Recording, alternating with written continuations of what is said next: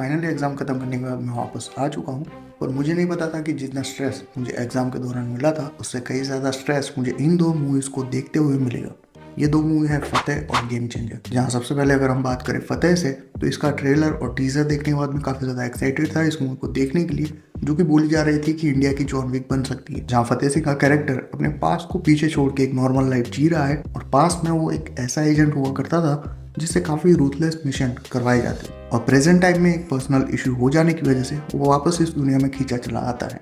अब ये जो टेम्पलेट है ये काफ़ी सारी मूवीज़ के अंदर हम देख चुके हैं, और जॉन विक का टेम्पलेट भी कुछ कुछ ऐसा ही था। और इस तरह की मूवीज़ के अंदर स्टोरी उनकी मेन यूएसपी होती भी नहीं है। जैसे एक कुत्ते के मरने पे पूरी की पूरी जॉन विक की फ्रेंचाइजी खड़ी हो गई, वैसा ही कुछ यहाँ पे भी आपको देखने को मिलेगा। पर जिस रीज़न से मूवी ज़्यादा पॉपुलर हुई थी, वही रीज़न इसका सबसे बड़ा नेगेटिव पॉइंट भी बन जाता है, जो कि है इसका एक्शन और उसका स्ट्रक्चर। जहाँ पे जितने भी एक्शन सीक्वेंस आपको दिखाई देते हैं, उनका कैमरा वर्क काफ़ी अच्छी तरीके से काम करता है, पर उसके अंदर वो इमोशन जनरेट नहीं हो पाता।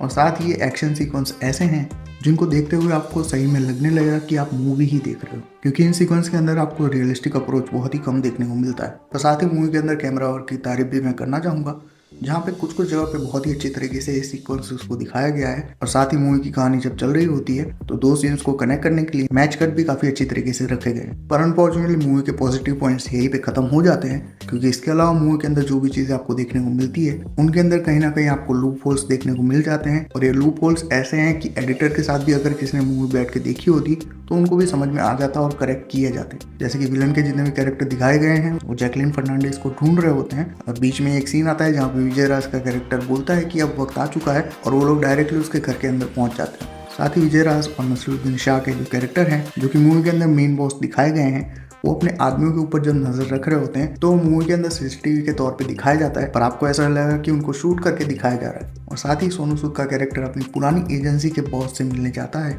तो वो उसको कहते हैं कि हमें लगा था कि तुम मर चुके होगे, जबकि सोनू सूद का कैरेक्टर फ़तेह सिंह के आधार कार्ड, पान कार्ड, ये सभी ओरिजिनल डॉक्यूमेंट्स यूज करके पंजाब में शांति से रह रहा होता। तो अगर इस एजेंसी के पास इतना ही इंटेल और पावर होता तो वो 2 सेकंड में पता लगा सकते थे कि सोनू सूद जिंदा है। तो इस तरह की बहुत सी चीजें आपको देखने को मिलेगी, पर ज्यादातर लोग देखने के लिए जाएंगे एक्शन को, तो एक्शन भी मूवी के अंदर बहुत ही नॉमिनल रखा गया है। और बहुत से सीक्वेंसेस ऐसे दिखाए गए हैं जहाँ पे एक्शन के आफ्टरमाथ को डायरेक्ट दिखाया जाता है, ना कि एक्शन को। और ऐसा मूवी के अंदर 2 बार होता है, दैट मीन्स कि 2 बार ये एक्शन दिखाने की अपॉर्चुनिटी छोड़ चुके हैं। जहाँ पे पहली बार जब सोनू सूद का कैरेक्टर विजय राज के घर पे पहुंचता है, तो सभी गार्ड्स को मार के उसके डाइनिंग टेबल के ऊपर पहुंचता है। पर ये बात हमें तभी पता चलती है जब वो वहां से वापस जा रहा होता है और पूरे घर के अंदर लाशें पड़ी हुई होती है। उस एक्शन को मूवी के अंदर दिखाया नहीं गया। और दूसरा एक सीक्वेंस आता है जहाँ पे लिफ्ट के अंदर चारों तरफ गुंडे मौजूद होते हैं, और उसके तुरंत बाद लिफ्ट का दरवाजा खुलता है और वो सभी लोग मरे पड़े होते हैं। और शायद इन दोनों ही जगह पे एक्शन सीक्वेंसेस को रखा गया होता है, दिखाया गया होता, तो मूवी का जो पोटेंशियल है एक्शन मूवी के तौर पे, वो काफी ऊपर उठ चुका होता। और एक्शन के नाम पे सेल की जा रही इस मूवी के अंदर टोटल आपको 3 ही मेजर एक्शन सीक्वेंस देखने को मिलते हैं, और उसके बीच में जो भी कहानी चल रही होती है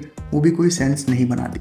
जहाँ पे लूप होल्स और मिस्टेक्स इतनी है कि आप लिस्ट बना लोगे मूवी देखने के बाद। तो अगर आप ये मूवी देखने का प्लान कर रहे थे तो वेट कर लेना ओटीटी के ऊपर आने का, क्योंकि मूवी का सेकंड हाफ काफ़ी ज़्यादा लेट डाउन करेगा आपको, और क्लाइमैक्स तक वो चीज़ खींची हुई आपको फील होगी। और अब बात करते हैं ग्लोबल स्टार यानी कि रामचरण की गेम चेंजर की, या फिर कहे शंकर की गेम चेंजर, क्योंकि इसके पूरे रन टाइम में आपको हर 5 मिनट में ये एहसास दिला देती है कि ये शंकर की ही मूवी है, क्योंकि शायद शंकर का स्पेशल इफेक्ट्स के साथ पिछले जन्म का कोई रिश्ता रहा होगा।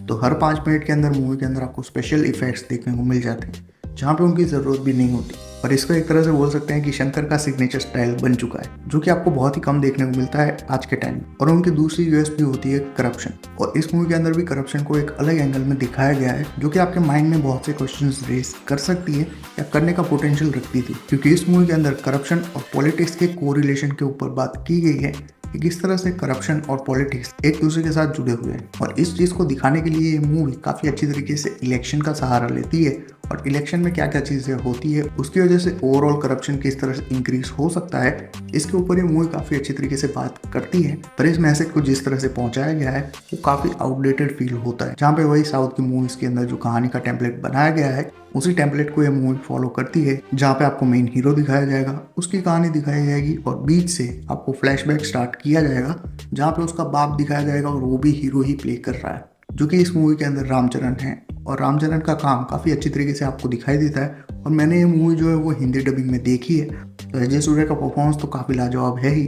पर उनके कैरेक्टर की हिंदी डबिंग जिस तरह से की गई है उसकी वजह से उनका जो कैरेक्टर है वो उतना इम्पैक्ट नहीं डालता। बात करें रामचरण की तो उनके परफॉर्मेंस को लेके भी कोई क्वेश्चन होना नहीं चाहिए, पर मूवी के अंदर जब उनकी एंट्री होती है और एंट्री पे जो सॉन्ग बजता है उस गाने में उनका वन टेक डांस सीक्वेंस आपको देखने को मिलता है। अब ये जो सीक्वेंस है ये पूरे गाने में तो नहीं चलता, पर गाने का एक मेजर पार्ट कवर करता है, जो कि थोड़ा सा विजुअली अपीलिंग रहा मेरे लिए। इसके अलावा मूवी के अंदर जितने भी गाने प्लेस किए गए हैं वो उतने ज़्यादा इम्पैक्टफुल साबित नहीं होते और मूवी के फ्लो को पूरी तरह से तोड़ के रख देते हैं, क्योंकि इसका जो रन टाइम है वो 2 घंटे 40 मिनट के आसपास रखा गया है। तो अगर ये गाने हट जाते तो मूवी का रन टाइम भी थोड़ा सा छोटा हो सकता था।